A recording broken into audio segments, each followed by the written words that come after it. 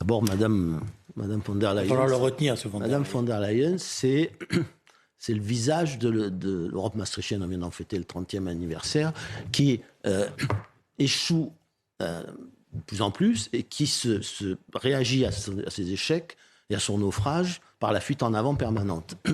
Donc, toutes les crises sont bonnes pour augmenter les pouvoirs de l'Union européenne, sans d'ailleurs passer par les peuples, sans leur demander leur avis. Et on l'a vu avec le plan de relance pendant la crise de la pandémie, qui préparait en fait le fédéralisme budgétaire sans avoir aucune utilité économique. Mais ça continue, c'est-à-dire qu'elle est devenue, j'allais dire, un vrai danger pour l'Europe.